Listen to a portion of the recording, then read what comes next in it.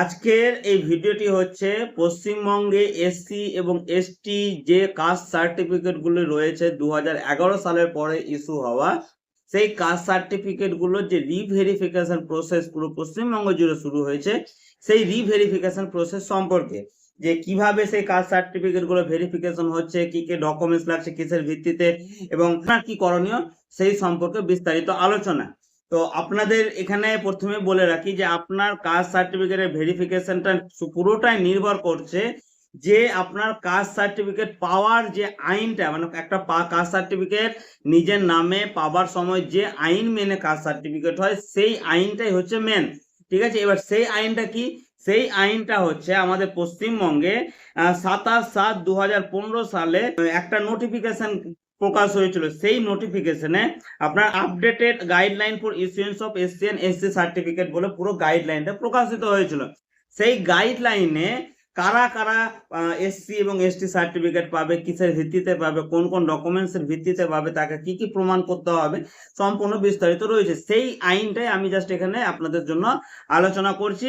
ঠিক আছে, আচ্ছা, এখানে প্রথমে যে বিষয়গুলো রয়েছে একটা কাস্ট সার্টিফিকেট পাওয়ার জন্য এখানে আমাদের পশ্চিমবঙ্গে বর্তমানে দুই ধরনের কাস্ট সার্টিফিকেট রয়েছে। এসসি এবং এসটি সার্টিফিকেটের দুটো ভাগ রয়েছে। একটা হচ্ছে আপনার ফার্স্ট জেনারেশন সার্টিফিকেট, অর্থাৎ যাদের বংশে আগে কারো কোনো কাস্ট সার্টিফিকেট ছিল না।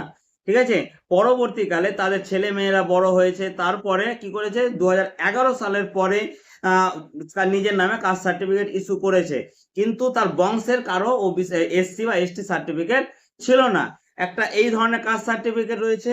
আর একটা কাস্ট সার্টিফিকেট রয়েছে সেটা হচ্ছে যাদের বংশের আগে থেকে কারো কাস্ট সার্টিফিকেট ছিল, পিতার দিক থেকে তার বংশ, মানে তার পিতার হতে পারে, দাদার হতে পারে, দাদুর হতে পারে, কাকুর হতে পারে, আন্টি হতে পারে, তার বাবার দিককার যে বংশধর সেই সূত্রে রয়েছে।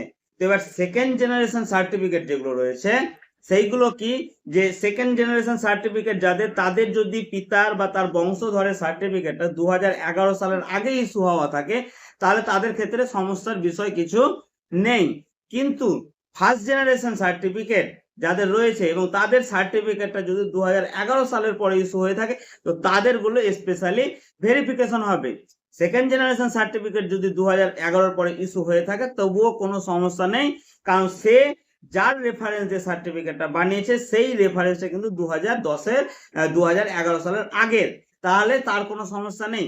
এবার কি কি করতে হবে এখানে দেখুন, যাদের এখানে কাস্ট আইডেন্টিফিকেশনের যে নিয়মটা বলা হচ্ছে, এই কাস্ট আইডেন্টিফিকেশন করার জন্য 2015 সালে পশ্চিমবঙ্গ সরকার যে নিয়মগুলো প্রকাশ করেছে, এখানে দেখুন কাস্ট সার্টিফিকেটে বলা হচ্ছে যে caste certificate of any relatives having blood relation with the applicant from paternal side and proof of such relation, অর্থাৎ যদি বংশের পিতার বা পিতার দিক থেকে বংশের কারো কোনো এসসি বা এসটি সার্টিফিকেট থাকে তাহলে সেই সার্টিফিকেট দিয়ে এবং সেটা যে তার বংশধর বা তার রক্ত বংশ তালিকা, সেই প্রপার ডকুমেন্ট দিয়ে সেটা প্রমাণ করে, বংশ তালিকা দিয়ে সেটা প্রমাণ করতে পারলেই সেটা যথেষ্ট। 2 নম্বর যে কেসটা রয়েছে, যে যারা ফার্স্ট জেনারেশনের জন্য কি করতে হবে, আপনার বংশের কারো ছিল না, তাহলে আপনি কিভাবে প্রমাণ করবেন যে আপনি আপনার কাস্ট সার্টিফিকেটটা সঠিক?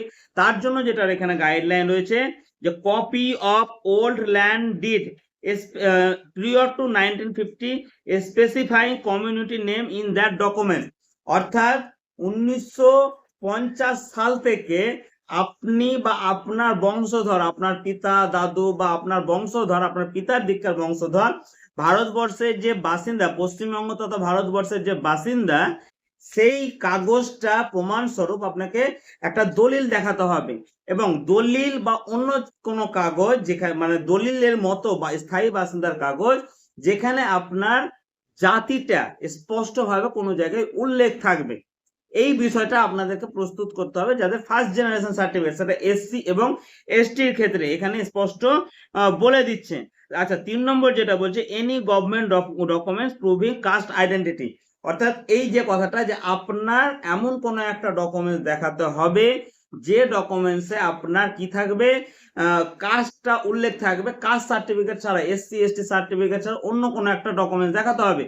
আর আপনি বা আপনার বংশধরেরা আপনার পিতাধিকার বংশধর যে ভারতের বাসিন্দা 1950 সাল থেকে ভারতের বাসিন্দা আছেন, তার প্রমাণস্বরূপ আপনারাকে জমির দলিল হোক, ভোটার লিস্ট হোক, অন্য কোনো সরকারি কাগজ হোক, তারপরে আপনার ওই মাধ্যমিক এইচএস এর ডকুমেন্টস হোক, বার্থ সার্টিফিকেট হোক, হ্যাঁ ঠিক আছে, এইরকম যে কোনো কাগজের মাধ্যমে খাজনার দলিল প্রমাণ করতে হবে যে আপনার বংশধর 1950 সাল থেকে বসবাস করছে।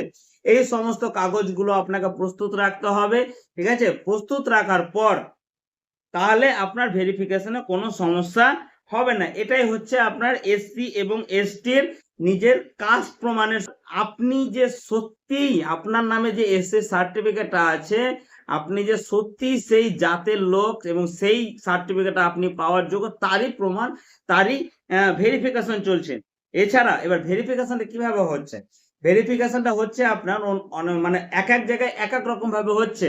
কিছু জায়গায় দেখা যাচ্ছে যে উপভোক্তাকে সরাসরি নোটিশ করে ডাকা হচ্ছে, কিছু জায়গায় দেখা যাচ্ছে যে অফিস থেকে ফিল্ডে অফিসার গিয়ে সেই পরিবারের সঙ্গে, সেই ব্যক্তির সঙ্গে, সেই পরিবারের সঙ্গে এবং তার আশেপাশের লোকের সঙ্গে যে আলোচনাটা করছে যে সেই ব্যক্তি সত্যি তার টাইটেল, তার নাম, তার ধর্ম, তার প্রথা, তার সামাজিক প্রথা, তার রুচি, এই যে বিষয়গুলো আমাদের দৈনন্দিন জীবনের সঙ্গে যুক্ত, আমাদের কর্ম, পূর্বপুরুষদের কর্ম, এই সম্পর্ক, এইসব বিষয় দেখে, এসব বিষয় জেনে লোকাল ফিল্ড লেভেল ইনকোয়ারি করে কিন্তু এই